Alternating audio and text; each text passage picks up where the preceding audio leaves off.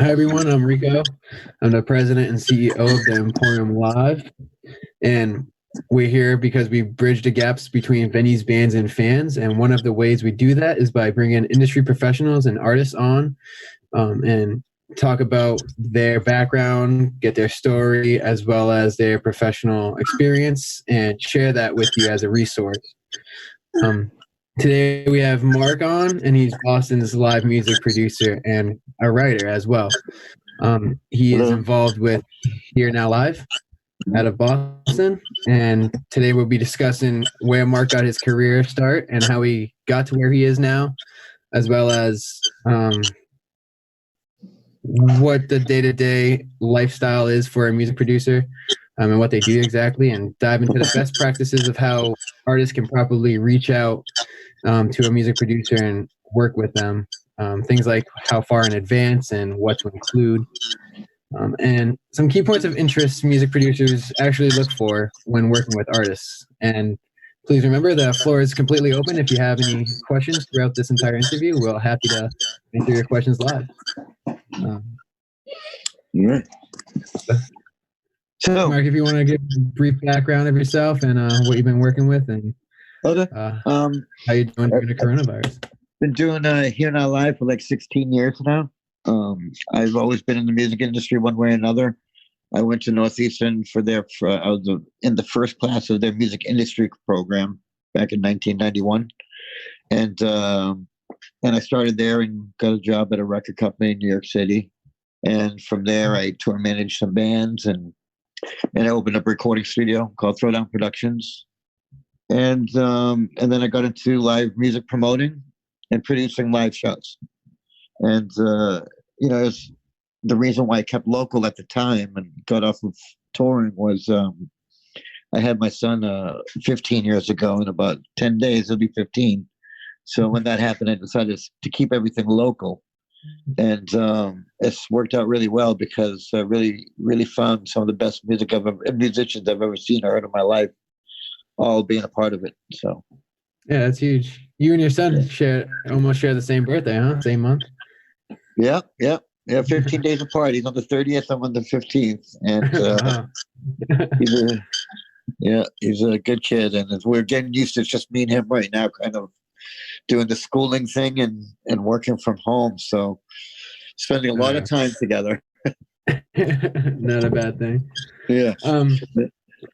So let's talk about that early career at Northeastern. So what kind of courses were you taking, and what was it like in the industry at that point? Like, did you know where you wanted to go? Did you know you wanted to work for a record company at first? Yeah, because back then there were so many record companies or even small record companies that were owned by bigger record companies. There were so many of them. Like you can literally call one up and drive to New York in 3 hours the next day and have like 5 appointments. You could be sitting in front of an A&R guy shopping a record, or you could be, interviewing for a job or whatever. There's so much aspects. Even though it was the beginning of the downfall of the record industry. That time period in the from the late 80s to the late 90s was really, really pretty epic to be part of that industry. Because there was so much opportunity based off of actual talent. And, the people who succeeded really cut through, making a difference musically, songwriting wise, and just work ethic. Yeah. So what are some of the, did you know you wanted to be a producer eventually, or just something in the industry? I like kicked around in so many different positions just to learn it all, to see like in the future, how do you stop it, or how do you find that equal balance of trying to make some income, not having to work many other jobs to do it, and also just figuring out where I'm most happiest, and really where I'm most happiest is really giving bands a direction, because they just they get so lost in the mix of the routine of just playing shows and trying to win an audience and recording, that they get lost a little bit along the way, and they need a little bit of guidance back on the road to at least achieve some of their goals. Nice. And what is some of that guidance you've been sharing with other artists?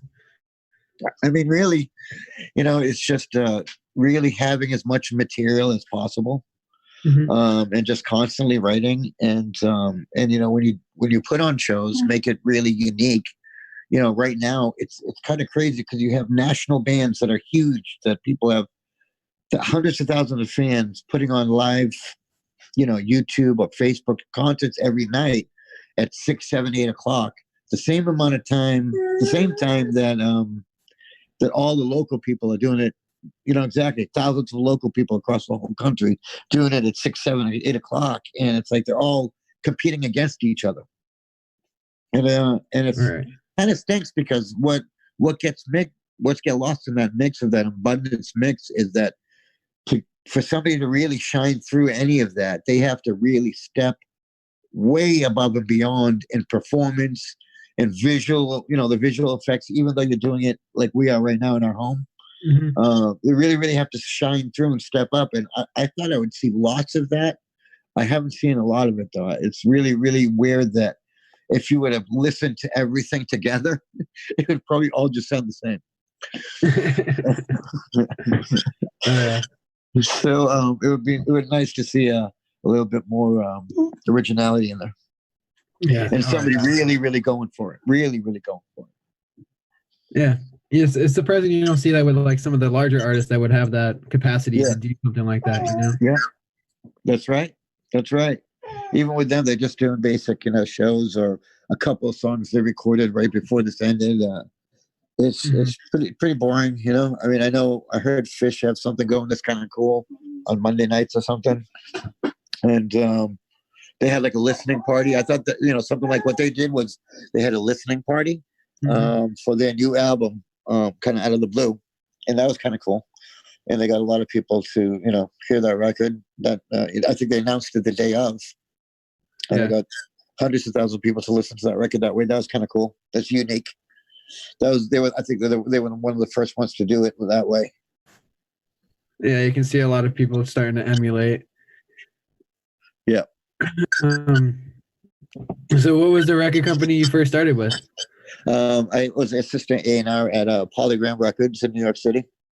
Mm-hmm. Nice. And for people who aren't familiar with what an A&R is, can you speak a little bit on that? Yeah, that's kind of gone away. Back in the day, A&R was it stands for artist and repertoire, and they were the guys or girls that went out to clubs every night and got leads and really worked their asses off to find new talent. And then they got to bring it back to the board of that record company or that department, and they have to pitch and get everybody on board, the marketing department on board, and now the social media department on board, and all these people on board to get an opportunity to get as much budget as possible for the record they're about to record. Nice. Mm-hmm. So that's a good segue on how you got to where you are now, producing the events and very social person out there. I think that's one of the best things you got to be doing, especially if you're going to be in the industry, is be out there and be involved. Yes. You have to be. I mean, that's so important. Many people don't understand that. And, as you're older, you start when you're really young, and a few years later, you're still playing in the band, and then you're moving out of the city because everything's getting expensive. I think people have the right to take a step back and away from being involved at times because they put so much time into it. But eventually they need to go back because that's where everybody is and everything is. And it would be really nice to see more musicians communicating together right now, because it just seems like they're all doing their own thing. And eventually we are going to all come back to this somehow, right? Mm-hmm. People got to go to the bar for a drink or something to eat, and the band's got to entertain. And I think that the bands need to really come together now and figure out the best way of making this happen for themselves and for the bars. This is like the biggest, best opportunity for a musician right now when this comes back, because now they can negotiate with the bars direct and let them know what they need to make something successful for them. Oh yeah. Let's talk about a little bit of your fundraiser for Union Square. And Let's talk Well, about that a little bit. Can you share? Union Square has been an amazing place for live music for a couple of decades now, and it's just over the last decade, it's really come together. All the clubs are just amazing. There's like seven clubs within a fraction of a mile radius over there. Bull McCabe's, Thunder Road, Sally O'Brien's. Now it's called the New American Tavern. It was PA's Lounge, the Jungle, and just about every other place around there has live music. There's a Mexican place that has live music, and the old precinct has DJs. I don't even know what it's called now. But yeah, so it's just the people there have been such a big part of the scene for so long, and they've seen everything come and go. And these bartenders, they take care of the musicians because they know the musicians don't get paid well, and they're working full time. It's the only money that they have. And the sound guys, same them. They're in the club 7 days a week, making $50 to $100 a night. It's not a big thing, but that's what they need to survive. And all of a sudden, gone just like that. It's not only them. It's not only them. It's the cooks. It's the door people, the independent promoters. It's the barbacks. It's everybody, and it's really really killer. I mean, I don't know. Luckily, I do have a part-time day job that I work. Where I also got a business degree, and I went into that. But that's for another story. And I'm able to have some income. And but to see these guys have nothing just like that overnight is horrible. Horrible. Yeah, the industry is definitely hit hard. All aspects of hospitality and everything that's involved. It's not just the artists themselves, but that whole background music business aspect of it is hit as well. Yeah. And so I never, I did a lot of fundraisers, live shows before, but I never did anything online. And I kept on seeing nobody doing anything for anybody. So except for themselves, and so I thought that let me try this. And online, I have a fan page for the company, and I have a personal page. And on the personal page, I'm pretty vocal about a lot of different topics. And one of them being politics, only for the sole reason that it went from every musician doing music to 99% of the musicians, talking about politics instead of music. So I try to take the opposite angle of what they're talking about, just to get them to understand that you need to get back to the music. Don't worry about the politics.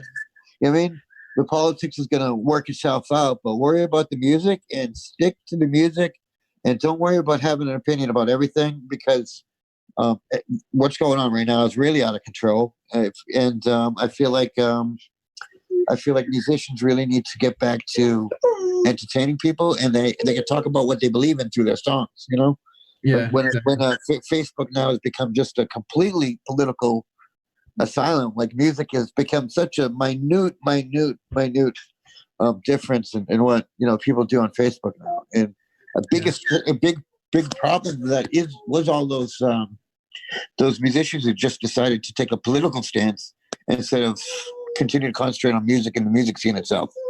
Yeah, definitely. I've seen a little bit of that. So what happened was I'm sorry. My point was that I tried to. I didn't know how I could do on a fundraiser if I had this stance of kind of pissing off musicians to get back to writing music. So I started the fundraiser at like $1,000, and it hit $1,000 in like 30 seconds. And then we did $2,000, and it hit the second grand within like 30 minutes. And then I kept on raising it up until it hit like, $5,000 was the max. And then it surpassed that and hit 5,500, which is really cool. Yeah, that's huge. So how are you promoting that? Just through your own network, or? Yeah, just networking online and getting the word across. That's the one positive thing I've seen out of this lockdown, is that there are a lot of people who are opinionated and want to just throw out fear or negativity or hate or whatever. But then those people who are just compassionate, educated, smart, and creative. And those people are the people out there that really, really, really, really willing to come to bat for the creative community and step up and help them. That's been huge to see. And I think like that's why I'm surprised I haven't seen more musicians or other promoters do this for other avenues in the city, to kind of come together and corral and raise some money for the musicians, raise some money for the other venues in town, the bartenders, the workers. I mean, we need them back as soon as possible whenever they're allowed to open, and these musicians are going to need them back, and we all are. So, I like to see some of that happen. These musicians have the opportunity to maybe create something special, a coalition or some music that really matters or means something. And I think if they ask for help, I think they'll get that now more than ever. Oh, definitely. It's very sad to see what's going on with the whole virus in the industry, but yeah. I'm looking forward to seeing the kind of music that comes out of it. Yeah. I think we're gonna get some crazy music. I think we might see some difference makers finally for the first time in a long time. Oh yeah, that's what it seems like, because I have seen some pretty crazy podcasts or live shows. Lee Ross, he's got some crazy thing going on. The Trapellas, they got a new project going on. That's amazing. Evolvement Radio's doing some crazy stuff. I see a lot of cool stuff going on out there. It's pretty cool to see. Yeah, everybody's trying to do their best with what we're working with. It's a great thing. Yeah.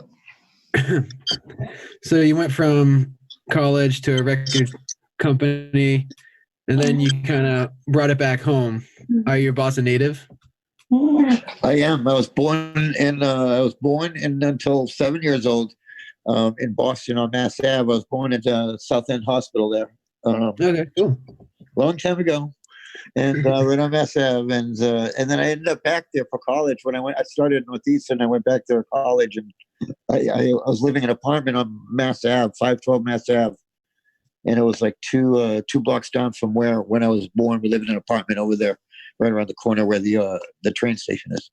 So it's kind of cool. It's kind of like a full circle thing for me at the time. And then I did most of my growing up in Stoneham, Mass, which is a suburb about 20 minutes north of Boston. Nice. Not too bad. So when you brought it back home, were you kind of like starting new in a way? And were you like, what am I going to do? And how am I going to do it? And I know it must have had to do with music. The one thing I learned is that you can't wait in this industry. You just got to jump right in. So every time I'm ready to make some sort of move, I really don't tend to think about it too much. I just go with it and move with it real fast. And so I kind of had an idea what I want to do. And it's like, it takes a little luck to see a musician that you could put in front of an audience that would make a difference. It takes a little luck. And for me, I've had a lot of that luck because I've seen so many amazing bands that move audiences, and to be able to get them to expose themselves to new people. That's the biggest thing I could ask for, at least, is even if it's one person or as many as possible people. That's all I like to see is bands being, fans being turned on by local bands or great talented bands. Nice. So how did you set up shop when you got back to Boston? What's that? How did you set up shop when you got back to Boston? Yes, I set up shop right in Boston, and I just started working one club at a time. One club at a time. I started going to clubs more often and checking out, local bands, meeting them, and some that I met on the road. I was able to kind of route some of their tours through New England. So it was great to be able to put them with some local bands. And it was great because in the, like I said, the 90s through the mid to late 2000s, from 2000 to 2010, it was a really, really great time to be a musician because fans were going out in droves still to see live music on their own, whether they knew the music or not. And, over time that's changing due to everybody wanting to kind of be in anyways, it's like, there's a big part of I think the millennial generation, from what I've seen, who they were locked down already before this because they kind of prefer to meet people online and do things from their homes anyways. I hope this total lockdown on them is going to change their attitude about having to do that kind of meeting people and being in front of people, because if anything, that's the most important part. Oh, yeah. Is being out there and being in front of people. I'll never forget the last intern I had would tell me that, we don't need to go anywhere. I don't need to go anywhere to meet a girl. I don't need to go anywhere to see a live band. I can just do it from my computer keyboard, And I think that's kind of where it's going eventually. It's a long way to go before it really makes sense and it's successful and it's innovative. But I think getting out and being in front of musicians and other people like yourself is very, very important. Yeah, definitely. I just, again, getting out there and being part of it for sure. I think that's kind of what scares me the most too, is like if this does become some sort of norm. That's a scary thought to me. Yeah. I mean, crap. It's all up to the people to make it as normal as possible. Like the band brings the vibe, the venue helps, maintain that vibe. And, I'll be honest with you. It's like thinking about this in this pandemic and how it's gone from such an extreme, it's on everybody's emotions and brains. It's like from one extreme to another. You're one part shouting, you're all going to die, to, oh, it's not that bad, And like we were talking earlier, you go out for a car ride and there's a lot of people out. There's a lot of people out at Home Depot. My garage was half ripped off from a windstorm the other night. So I had to go to Home Depot and, come here, Doug. Sorry to hear that. I had to go to Home Depot and it was packed, and they didn't have like any kind of social distancing boundary like you think they do, but nobody's really paying attention. Some people wore masks, some people didn't, and I think I don't know. So I guess the point is that we have to get back to normal at some point. And that's the most important thing. I think sitting around kind of thinking you're going to die too, it's not that bad. Well, we're all going to die of anything. We could have died if this was nothing going on, of a car accident, of getting hit by lightning, probably more of a percentage. It's easier to get hit than dying from this virus, So I think that, if it doesn't come back in time, it will be a sad thing. If the world has changed to a point where humans can't interact with each other on a closeness, it would be really, really sad. Yeah, we were even talking earlier about how the CDC was asking large producers and promoters of like something like Live Nation to not even put anything on until fall 2021. Yeah. That's a ways away. I think that would be an absolute disaster. I think it would be the end of the concert industry. End of the concert industry as we know it. I'm gonna have to go for a second. I think that concerts would never ever sell out again. I think it would put fear into everybody growing up. Should I go to a concert or not? If it's gone that long, I think that's what would happen. It would put. Sorry, I just have to get something for the dog here. Sorry. So I think I think it would change everything. I think all those musicians that would tour on a yearly basis, that would fill up the clubs like the Paradise. I mean, these guys are only making maybe 60,000 or 70,000 combined. These national artists just doing those shows, 200 days a year, right? So I think those guys, they probably would never be able to afford to ever go on tour ever again. If it shuts down that long, they're going to lose all their income, and nobody's making any money on streaming, which is a shame. Just the bigwigs, and I think that it's got to be sooner than that. We got to have people. We have to have bands and clubs by the summer. I mean, this is a dire situation for everybody. Oh yeah. Either we look at a world with no live music, or we look at a world of live music. It's one way or the other. And which one you want to be a part of? I'll risk getting that virus to go see some live music for sure.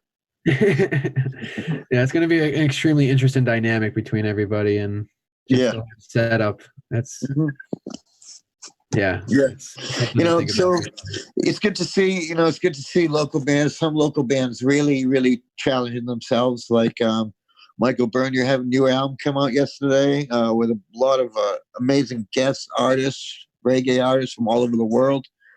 And Fire in the Field dropped an amazing record today called Resurrect. It's pretty deep, dark. It's a really great record. The Trapellas and Crush Factory, they're doing some special stuff out there. There's a lot of people doing some amazing, amazing stuff. Will Daly's knocking it out of the park with all the fundraising shows he's doing. Absolutely amazing. Greg Roy is doing an awesome job out there fundraising for Jamaica, his hometown. He's a local musician in Boston. So it is nice to see some stuff out there. I'd like to see a lot more artists like that challenging themselves. And I just think it's time to start getting back. If we can go buy paint, then we can go buy a beer. Yeah. So I would think. But be live music. So that's where I'm at with that. Okay. No, I love that. Yeah, I love that tangent. So getting back to when you set up shop in Boston, what was the setup? Like, you're going venue to venue, starting asking, kind of networking and developing your network. And what were your day-to-day responsibilities at the beginning, I guess? Yeah, I mean, I started at the top. I went right to the Paradise, which is, do you know that venue, the Paradise, right? Oh yeah, been there plenty of times. Yeah. Yeah, that's a legendary venue. The first concert I ever saw there, I snuck in to see Guns N' Roses in like 1986 over there. I was like 14 years old. Crazy.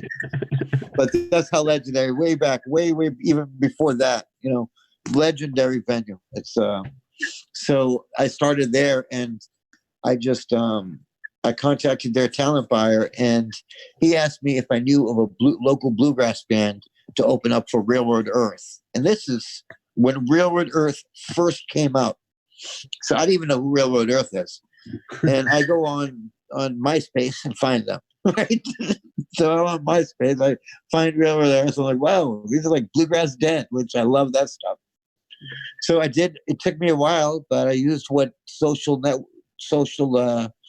networking devices there were back then to find a great local bluegrass act. And they went and they opened up for Railroad Earth at a sold out night, and Live Nation liked it, so they gave me a shot to have my own show in the big room. And they had a small venue in the front room called the Paradise Lounge, which held like 200 people. So I started shows there and building up a following, and it was really crazy because at first it was all on me to bring in the audience, and somehow I did it, and I was able to do it and sell out those shows.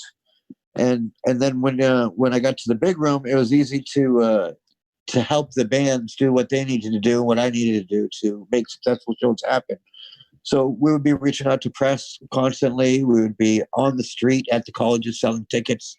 We would be networking online through email lists and text messages in any way possible, phone calls, and selling tickets to make sure that everybody, made the money that they felt that they deserved to run a show like that, be part of a show like that, and expose themselves to a sold-out audience of 1,000 people that more likely than not have just become the fans of that band.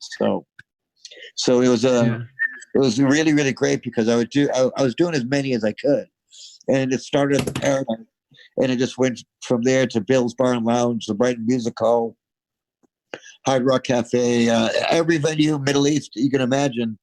I ended up hiring a full, at one point at the highest point, we had a 10-person staff, and everybody was making very, very good money. We were doing 20, 30 shows a week, and we were trying to get as much money back to the artists as possible. And then all of a sudden there was a little bit of a shift a few years ago, and music started changing a little bit, and attitudes about music and streaming and everything started changing, and putting the onus back solely on the bands to be successful on their own, because it just seemed like there wasn't a lot of money flowing from clubs to help bands, make the money they needed to make it sustainable. Nice. And this is when you're reaching out to Paradise, was it Don Law Presents, or was it already Live Nation at that point? It was Live Nation. They had just bought the rights to book at the Paradise for 365 days out of the year. Wow. That must have been a big bill. Yeah. And but I always loved Don Law. I've been a promoter historian, and Bill Graham out in San Francisco and Don Law. Those two are the icons of all icons of original music promoters. They wrote the game. They wrote the book on it. Oh yeah, I've been doing a lot of research, background research, and definitely someone I emulate for sure. Right. So pretty much it took you going out there, introducing yourself, being a part of the community, and talent buyer, and having a successful show, and it just took off from there. And that kind of seems like you were a promoter at first, not so much a production. Yeah. Did you make the transition over to production? Yeah, it was really because it was the promoting part was to, how am I going to get an audience to come see somebody that they don't even know on my word? So that was the really hard part. And that was the promoting part of it. But the production part of it was to make sure that when we got to that show, that everything went flawlessly. That was the key right there for me, was that I wanted flawless shows. I wanted the bands to be correct, and the promoter and whoever worked with me be correct and on the same page all the way through. So that was the production part of making sure that the show went flawlessly. Nice. Very, very important. Can we dive a little bit into that process that you had?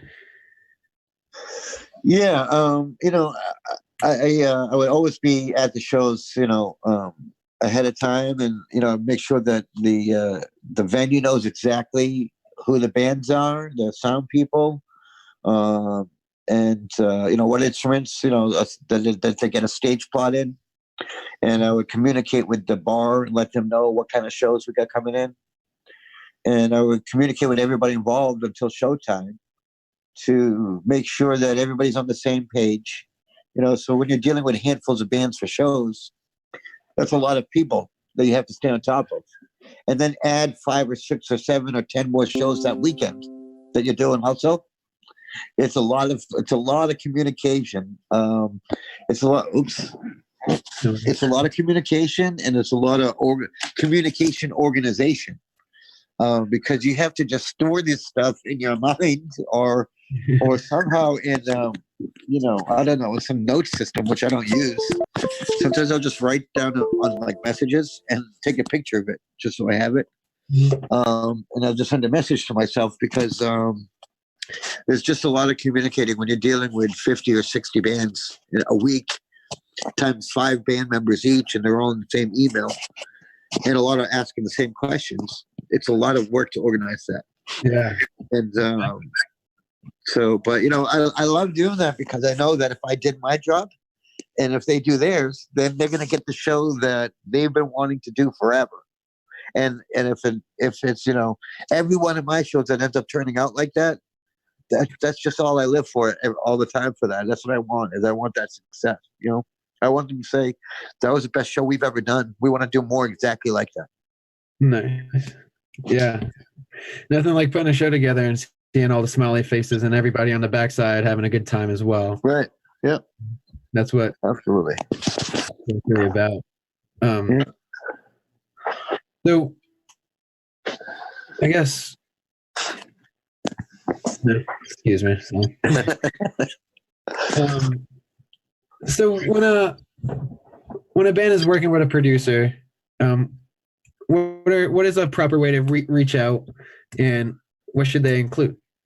If you go to my fan page on Here Now Live, it's at HEARNOW Live. on Facebook, all one word. And if you go on there's a band application or link to a band application, or on my website, hereNowLive.com, there's a link to a band application that has basic questions of what they're trying to accomplish. And if it makes sense, then I'll be right in touch with them right away. And if not, I'll look for the right avenue for them and try to get back to them with the correct information. Because I truly feel like it's all about sharing information. The more people can know everybody, the better. Sorry, the scene continues to get stronger. Yeah. So it's really important to share. A lot of people want to hoard information. We don't want to give you press contacts, or we don't want to give you venue contacts or band contacts. And it's like, just share. It's all about information sharing now. And the more information somebody has, the better. The better, everybody succeeds. We want people to succeed, because then it becomes easier for everybody to succeed and everybody to feel comfortable in the environment they're working in. Yeah, definitely. Information is definitely a huge part of it, especially being able to reach out to the right people in the right format. And it's just important in general, especially if you're starting out as a musician. Or even if you're not just starting out, just being able to properly communicate. Also important. Yep. So what are you looking for when you're working with the bands? Well, I'm looking for just somebody who has really to just be honest with me, to tell me what they really want to accomplish. Like, if you're doing this as a cover band and you just want to do a cover band night, cool, be upfront with it. That'd be awesome. I could really work with something like that. If you're doing it as a local band with originals, that's more. I work with more of those bands than everybody. So at least just let me know. You guys practice once a month or once a week? Do you take it seriously? I don't really care, just as long as I know, so I can pair them with the right bands, like the ones that take it seriously and the ones that are doing it for fun, and the cover bands, and kind of put it all separate a little bit, so that as these bands continue to play live, they can decide what category they're in, the serious band or the party band or the cover band, or, because there's a lot of people who live and die by the few bucks they make at each gig. And those people, those are the ones who take it seriously. And there's a lot of those artists. They have to teach lessons during the day, or sub for somebody else in another band to make some extra cheese. So I think that if you can just communicate with me the type of band you are, then I can decide, I can take it, from serious to not really serious, Because if I take it serious, then you definitely need to take it serious, Otherwise, there's no really point in misleading each other. Oh, definitely. And what is some of the things you help produce with the artists? What are some of the services you provide? I just I survive a lot of confident feedback. Sometimes I'm a cheerleader for bands, and I get to get them to believe in themselves, because it's really, really, really easy to just give up, especially when you're doing it for years, doing it for a decade, and you still got, same handful of fans. But what the artist doesn't realize, how much those fans, how much they mean to them, because that's what they don't realize, is that even if it's a handful of fans, those fans worship the ground you walk on after this time. So, don't give up, and really, really work on the what's happening in the industry today. Where are we at? Everything's at a standstill. So what can you do that you're going to differentiate more than everybody else? And that's the thing. Like, people asking me, what should I do for a live performance? And I really give them these out of whack, crazy ideas, like off the wall ideas, and they think I'm crazy. They really, really think I'm crazy. And I'm like, no, I'm telling you, this is what you need to do. You need to get crazy right now. I mean, you guys are the artists and creative ones, and that's the only way to be seen right now is by doing something very, very different. Very, very different. Off the Right. wall, crazy different. So, do you play any instruments yourself? I've played guitar in the past, and I started out in a band playing guitar when I was very young. I gave it up because I realized I wasn't that good, and I could probably help more on the business side for some of my friends who are in the music industry than I could being a rhythm guitarist. Yeah. So, so I figured I'd go that route, and I like to learn instruments about instruments, and I like to try to learn how to play a lot of instruments. But really, I have a real passion for finding unheard of musicians and trying to help them get heard. And I feel like I've succeeded in doing that for a very, very, very long time. Very long time. I have worked with some amazing musicians. Some of them play in stadiums now, and some of them play just online, even before this lockdown. And it doesn't, the difference is that they just do different things, but they're just as incredible as each other. And I think that I would like to be able to continue to do that in the future. So if that's the point I was trying to make, but sorry, Yeah. I lost you. I totally agree with that. Mhm. So, what are some of the resources you use to keep up with what's going on, either in the professional industry at a local music scene? What do you look Um, forward to?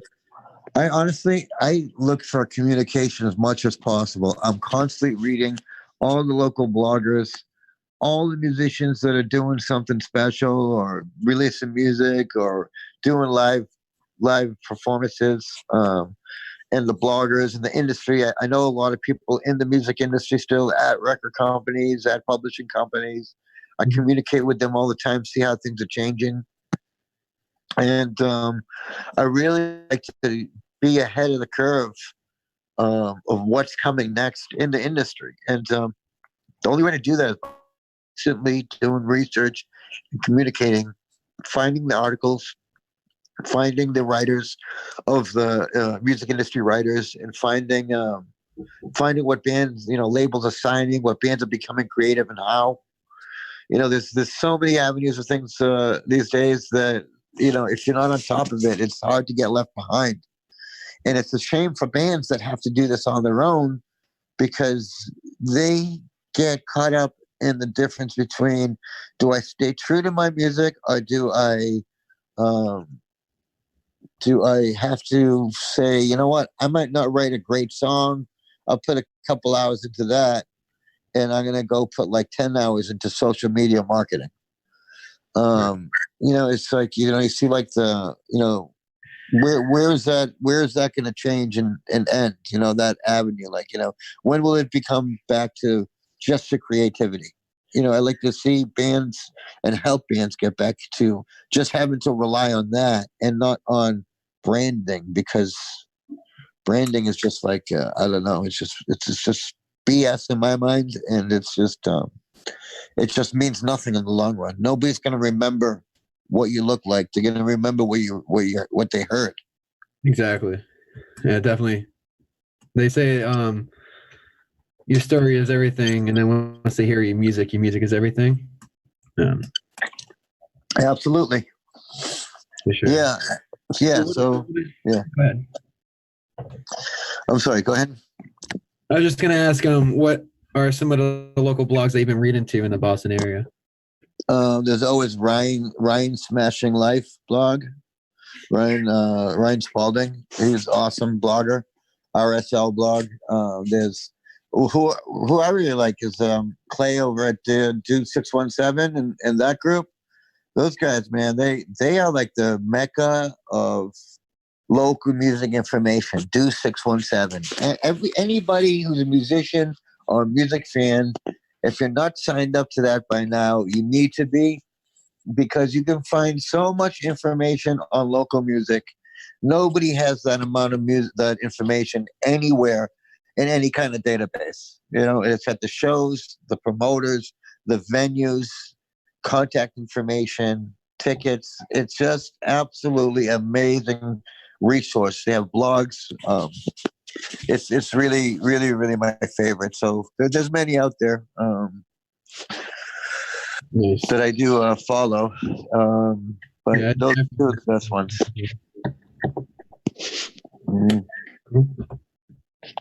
Mm. So what have you been doing to keep busy during the coronavirus?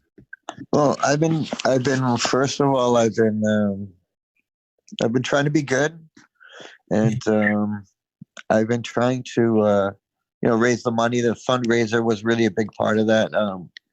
Positivity of that. I've been reaching out to bands that I think that might need help, and I've been checking out bands that I think are going to be ready to go when the walls come up. And I think that I've been just really kind of trying to come up with ways of how this can work for the venues going forward, and what door people are going to need, what kind of resources they're going to need to open up the venue. And I've been reaching out to some of the local donation places to find out if when restaurants that have live music open up, will they be able to get large donations, these venues, of masks and gloves, because it's going to be really hard to add additional startup costs for the venue to make them get the stuff. And if they do have to pay for it, then it's going to just end up being pushed onto the promoter or the bands themselves, actually, because there's just no money at the venues right now anyways, to cover that. You think the types of deals that artists are getting and venues are cutting are going to be a lot different moving forward? I think that they're going to need a lot of help. I think they're going to need a lot of guidance. I think there's going to need to be a lot of patience from the bands and the promoters and the venues. And I think there's going to have to be a lot of open communication, because, no doubt, if they're saying that they don't want it open till 2021, but there's actual possibility we can start this going in July or June or August too, right? Mm-hmm. Well, those resources are going to have to be available. And I don't know if it's going to be the city that provides them, or what donation centers, or what excess the hospitals are going to have now that the government sent these hospitals tens of millions of masks, right? Hopefully that they'll have some of those left over to donate to the industries that are going to need them. Because it's going to be very, very important. I mean, I know what's going to happen is, people. There's going to be that some people who don't care, and some people who want their mask and gloves. And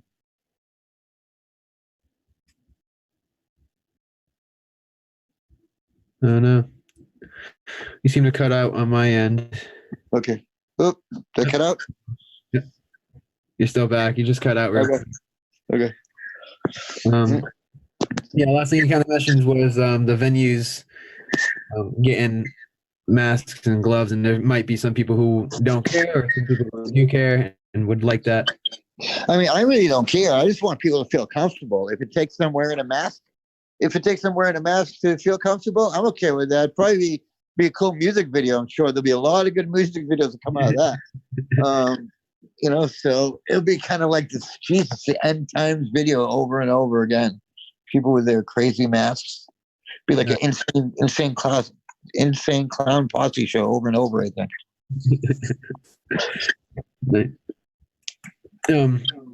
Did you want to talk about anything that you have coming up? Well, I don't have a lot coming up, to be honest with you. So I'll be writing some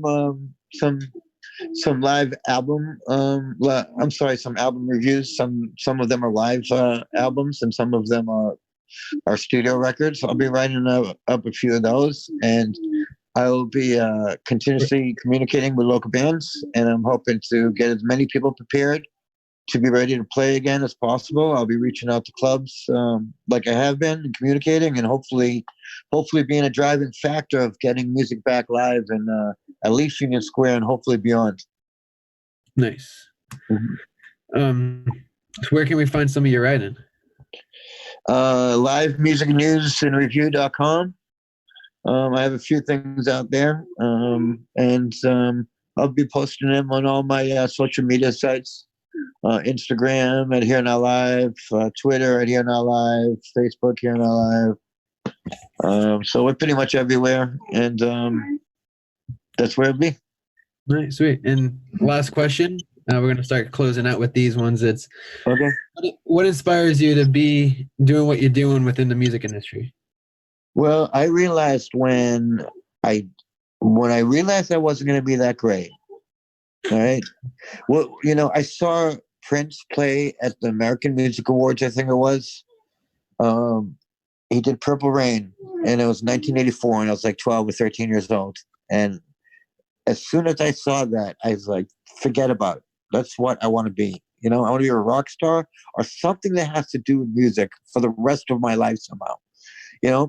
And when I realized I wasn't going to be a great musician, I figured maybe I can help change things in the business. You hear a lot of people say that the music industry is like the drug dealing business. It's like the most legal business out there. And so I was always the person that said, I'm going to go in there and I'm going to change that, and I'm going to help musicians and not work against them. I totally agree with that. That's a huge inspiration. Mm-hmm. Yeah, and that definitely goes within line of our values as well as bridging the gaps. Just really helping the musicians and getting the fans there to see them and getting the venues and networking with the bands like you do, as well as getting fans through the doors for the venues. Definitely a full circle on that. Yeah. I did want to say, can I say hi to somebody? I want to say hi. Absolutely. Shout outs all day. Ferrari up in New York. I just want to say hello over there. All right. Sweet. Well, I really appreciate you coming on the show tonight. Okay. Again, this is Mark. He's Boston's live music producer. Feel free to reach out to him on Here Now Live, correct? On all the socials, as well as herenowlive.com to check him out. And I'm your host, Rico. With